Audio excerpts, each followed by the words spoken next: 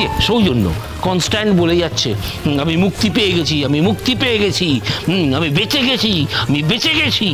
তো ও তো মুখে একরকম কথা বলছে, ওর ভেতরে তো আর একরকম ব্যাপার চলছে মনে হচ্ছে। বাবা আপনি ভেতরেও দেখতে জানেন মানুষের, বলুন আমার মনে কি আছে? না না, আমি তোমার ভেতরটা দেখতে চাই। তার কারণ তুমি তো বলছো তুমি নাকি মুক্তি পেয়ে গেছো। তুমি যদি সত্যি মুক্তি পেয়ে থাকো তাহলে তুমি অবশ্যই কিন্তু বিয়ের দিনকে যাবে। আর আসল কথা যেটা আমি বুঝতে পেরেছি সেটা হচ্ছে আসলে তুমি গুনগুনকে তো হারাতে চাওনি। তুমি ওপরে ওপরে হেলাচেদ্দা করেছো, কিন্তু ভেতরে ভেতরে ওকে আটকে রাখবার চেষ্টা করেছো। আর তা যদি না হয়, যদি সত্যি তুমি এই গুনগুন চলে যাওয়াতে তুমি মুক্তি পেয়ে যাও, তুমি খুশি হও, তুমি আনন্দ পাও, তাহলে বিয়ের দিন অবশ্যই তুমি যাবে। শুধু তাই নয়, গুনগুনের বিয়ের পিঁড়িটা পর্যন্ত ধরবে, এই আমি বলে দিলাম। তবেই তো বুঝবে তোমার ভেতরে স্পোর্টিং স্পিরিটটা আছে। যাকে আমার যা বলার ভাই আমি বলে গেলাম, এবার তুমি প্রমাণ করার দায়িত্ব কিন্তু তোমার। হ্যাঁ কমলেশ্বর বলুন কৌশিকদা। হ্যাঁ বলছি যে এই সবাইকে নিয়ে যাবার দায়িত্ব কিন্তু তোমাদের এই গ্যাং অফ ফাইভ এর ওপর থাকলো। এদের ওপর থাকলো, এটা কিন্তু মনে রেখো। আমরা তো হারানচল চেষ্টা করব সর্বতভাবে নিয়ে যাওয়ার, তাই না সবাইকে? কেন ভালো মন্দ খাওয়া জুটবে তাই? আর কি কি খাওয়াবে ওখানে? আমি খাইয়ে দেবো। বড়দা এটা সিরিয়াস ম্যাটার, এটা ইয়ার্কি ঠাট্টার ব্যাপার নয়। ব্যাপারটা বোঝো। উনি কি ভেবেছেনটা কি উনি দিনের পর দিন আমাদের কনসিডার করে যাবেন, আমরা মেনে নেবো সেটা? হ্যাঁ, উনি ড্যাং ড্যাং করে মেয়ের বিয়ে দেবেন, আলোর রোশনাই ছোটাবেন, আর আমরা কেউ যাবো না। উনি কি ভাববেন যে আমরা সব আহা করে বাড়িতে দুঃখ করে বসে আছি, যে চোখের সামনে গুনগুনের বিয়ে হয়ে গেল, আমরা কিছুই করতে পারলাম না? না না, সেটা হতে দেওয়া যাবে না।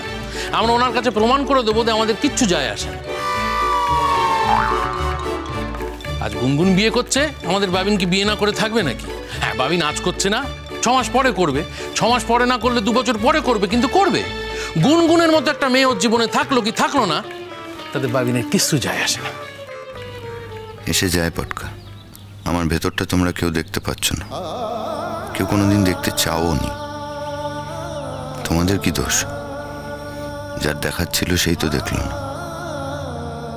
একদম পারফেক্ট বলেছো পটকা। হ্যাঁ কি পারফেক্ট একদম। সেই জন্য আমাদের সবাইকে যেতে হবে গুনগুনের বিয়েতে। বলছিলাম কাকাবাবু, আমরা কথা দিচ্ছি আমরা সবাই যাব। হ্যাঁ, গিয়ে গুনগুনকে আমরা আশীর্বাদ করে আসবো। হ্যাঁ, ওর নতুন বিয়ের নতুন জীবন যেন সুখের হয়, এইটা আমরা দায়িত্ব নিয়ে বলছি, আমরা আশীর্বাদ করে আসবো। তবে আপনাদেরও কিন্তু একটা কথা দিতে হবে কাকাবাবু, আপনারাও কিন্তু আমাদের ছেলের বিয়েতে আসবেন, এসে প্রাণ ভরে দুহাত তুলে ওকে আশীর্বাদ করে যাবেন, তাহলে আমার ভাইয়ের জীবনটা যাতে আরো ভালো হয়। কি মিষ্টি একদম ঠিক আছে, খুব ভালো। না না, আমার ভেতর সেই স্পোর্টিং স্পিরিটটা আছে, আমি সেরকমই একটা মানুষ। হ্যাঁ তা তো ঠিক, তা তো ঠিক। যাকে আর সব কথাবার্তা বলে লাভ নেই, আমাকে যেতে হবে। বলছি যে আমি তো আর কালকে আসতে পারবো না, একদম বিয়ের দিন সদল বলে সবার সঙ্গে দেখা হবে। ভজন ভাই এসো কিন্তু, বুঝলে, ভালো থেকো। বড়দা চললাম, এসো ভালো থেকো। বড় বৌদি চললাম, এসো ভালো থেকো। আমি চললাম, হ্যাঁ আমার কাজ আছে তো অনেক।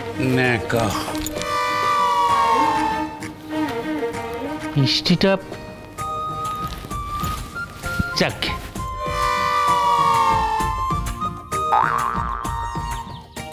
ও মেজো, ও যে মিষ্টি খেতে চেয়েছিল চলে গেল। বর্দি, উনি ওনার বাড়িতে গিয়ে মিষ্টি খাক, যা ইচ্ছে তাই খাক। আর তাছাড়া মিষ্টির হাঁড়ি তো এখানে থাকার কথা না। রূপাঞ্জন, ওনার গাড়িতে মিষ্টির হাঁড়িটা একটু তুলে দিয়ে শোনা। এটা কি ঠিক হবে মা?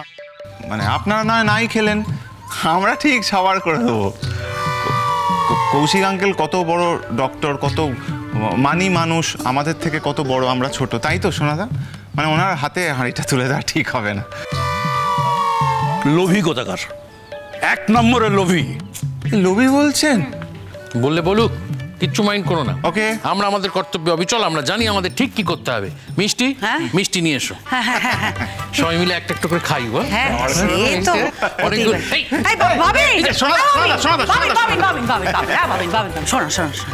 বলছি দুটো মিষ্টি খাও না গো, গরম গরম রাজভোগ। হ্যাঁ গরম আছে ব্যাপারটা। বাবা, তুমিও দুটো মিষ্টির কাছে নিজেকে বিক্রি করে দিলে।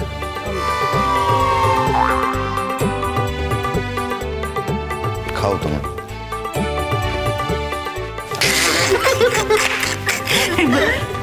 নির্লজ্জ। কি একটা অনাচ্ছিষ্টি কাণ্ড হচ্ছে বলো তোমার? বুঝতে পারছে না কিছু। মিষ্টি খাবো, তুমি ধরো না।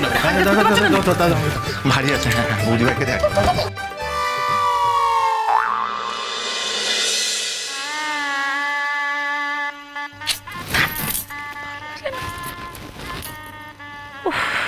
তুমি যদি বারবার এভাবে কাঁদতে কাঁদতে সাজ নষ্ট করে দাও তাহলে আমি আর কি করতে পারি বলো তো?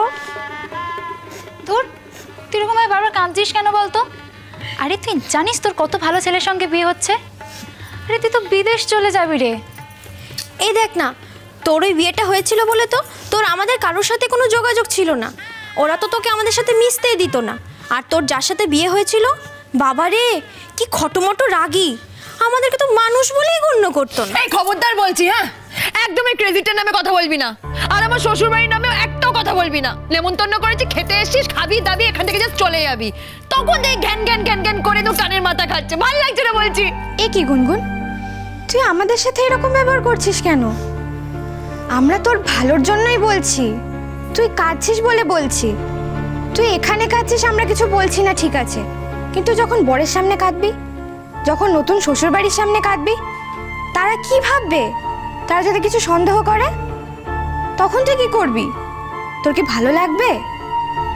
কিসের নতুন শ্বশুর বাড়ি, হ্যাঁ? আর কিসের নতুন বর? আমি তো কিছুই বুঝতে পারছি না। আমি বিয়েটা করছি কারণ ড্যাডি আমাকে বলেছিল, তাই। অন্য কোনো কারণ নেই আমার এই বিয়েটা করার। হ্যাঁ অবশ্য একটা কারণ আছে, আমি ক্রেজিটাকে দেখাতে চাই, তাই এই বিয়েটা করছি।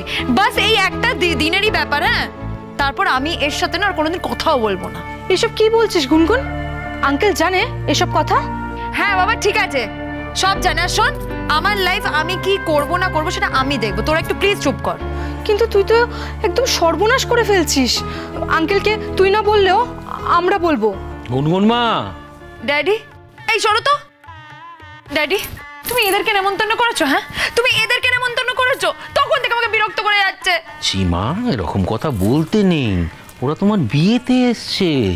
হ্যাঁ এরকম কথা বলতে কারোর সাথে আজকে বকাবকি রাগারাগি করতে নেই। আজকে তো আনন্দের দিন বলো। আমার কোনো আনন্দ হচ্ছে না ড্যাডি। দেখুন না আঙ্কেল, তখন থেকে কেঁদেই যাচ্ছে, আমরা না করছি আর আমাদের উপরে রেগে যাচ্ছে। গুনগুন, কি হলো, তুমি এখনো রেডি হওনি? দেখুন না, যতবার সাজাচ্ছি কেঁদে কেঁদে সব সাজ নষ্ট করে ফেলছে। এভাবে কান্নাকাটি করলে তো মেকআপও নষ্ট হয়ে যাবে। আমি আর কি করতে পারি বলুন? আসলে আমাদের ছেড়ে চলে যাচ্ছে তো, তাই কান্নাকাটি করছে আর কি। আমাদের ছেড়ে চলে যাবে তো তাই কাঁদছে। একদম না, তোমাদের ছেড়ে চলে যাবো বলে আমি একদম কাঁদছি না। সীমা, এরকম বলে না। তোর বন্ধুরা কি ভাবছে? তুই মাকে ভেঙে ভেঙে কথা বলছো, এটা ঠিক নয় মা। আর তাছাড়া তোমাকেও বলি, তুমি তো জানো ওর মন ভালো নেই, কেন ওর সাথে এভাবে কথা বলছো? আমি তো আছি না কি? আচ্ছা, ওকে রেডি হতে হবে তো। তুমি তো বললে যে সন্ধে লগ্নে বিয়ে, আর ওরা বরযাত্রী নিয়ে অলরেডি বেরিয়ে পড়েছে। তুমি তো কোনো কিছুর মধ্যে আমাকে ইনভলভ করছো না। আমি তো কিছুই বুঝতে পারছি না তুমি কি করছো, আর তুমি সমস্ত কাজই একাই করছো। আচ্ছা, তুমি কিছুক্ষণ আগে একটা ফোন করছিলে না, বললে না যে এক্ষুনি বেরিয়ে পড়ো? ওটা কাকে ফোন করেছিলে? ওই বরযাত্রীদের তো? আশার আর কাদের বলবো, গুনগুনের শ্বশুরবাড়ির লোকজনদের বলছিলাম তাড়াতাড়ি আসতে। ড্যাডি, তোমার মনে আছে আগের বছর এই দিন এই সময় কি হয়েছিল? হ্যাঁ, আমার খুব ভালো করে জানি মা। একটা অপদার্থ ছেলের সাথে তোমার বিয়ে দিয়েছিলাম। ড্যাডি, ওকে তুমি অপদার্থ কেন বলছো? তাছাড়া আর কি বলবো বলো? অপদার্থকে তো অপদার্থই বলতে হবে, আর তো কিছু বলা যাবে না। সত্যি বলবো, একটা দুঃসহ স্মৃতি। তোমার ড্যাডি যে শেষ পর্যন্ত বুঝতে পেরেছে, এই অনেক। তুমি তো চুপ করো না প্লিজ, ভালো লাগছে না বলছি, তখন থেকে বকবক করে আছে। এত কথা কেন বলছো তুমি? এত কথা কেন বলছো? সত্যিই তো, চুপ করে থাকো না তুমি। আরে দেখছো তো ওর মন মেজাজ ভালো নেই, ও তোমার কথা শুনতে চাইছে না, তোমার কথা ওর পছন্দ হচ্ছে না। আর তাছাড়া আমি তো আছি, আমি কথা বলছি, তোমার কথা বলার কি দরকার? আচ্ছা, তুমি আজকেও আমার সঙ্গে এরকম ব্যবহার করবে গুনগুন?